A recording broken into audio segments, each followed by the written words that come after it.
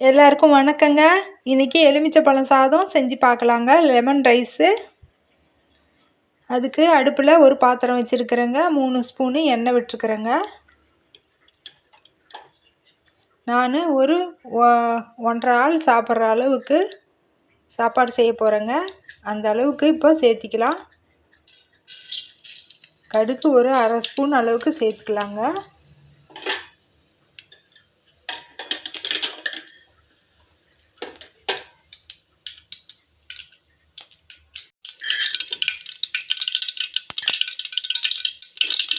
கடலைப்பருப்பு உளுத்தம்பருப்பு ஒரு ஸ்பூன் அளவுக்கு சேர்த்துக்கலாங்க.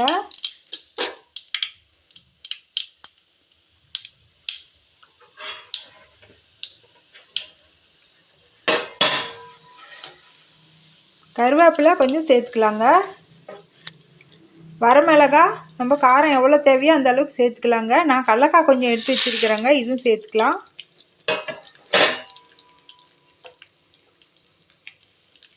மஞ்சத்தூள் குட்டி ஸ்பூனில் ஒரு 1/2 ஸ்பூன் அளவுக்கு சேர்த்துக்கலாங்க.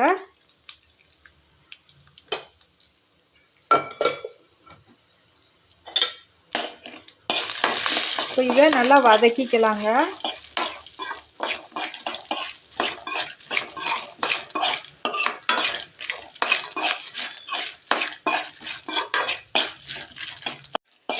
மிளகாய் செவந்து நல்லா வதங்கிடுச்சுங்க. இப்போ நம்ம ஒரு 3 பழம் சின்ன குட்டி பழமாக புழிஞ்சு வச்சுருக்குறேங்க. எலுமிச்சை பழம் சாறு இதில் ஊற்றிக்கலாங்க.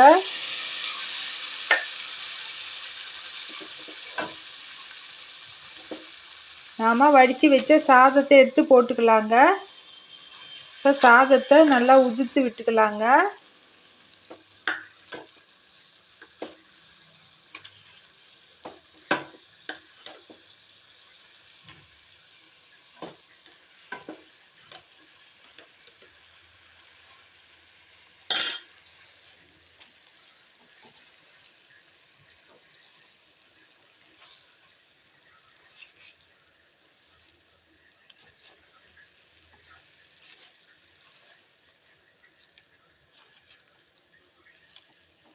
இது சாதம் ஆறிடுச்சுங்க. சுடு சாதமாக இருந்தால் அடுப்பை நிறுத்திட்டு அப்படியே போட்டே கிளறிடலாங்க. இது சுடு சாதம் வடித்து இப்போ கொஞ்சம் ஆறிடுச்சுங்க. இப்போ உப்பு கொஞ்சம் சேர்த்துக்கலாங்க. தேவையான அளவுக்கு உப்பு சேர்த்துக்கலாங்க.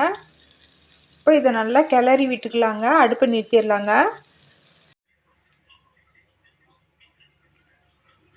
அவ்வளோதாங்க, எலுமிச்சைப்பழம் சாதம் தயாராகிடுச்சிங்க. இந்த மாதிரி செஞ்சு பாருங்கள், நல்லா ருசியாக இருக்குங்க. இன்னொரு வீடியோவில் பார்க்கலாங்க. நன்றிங்க.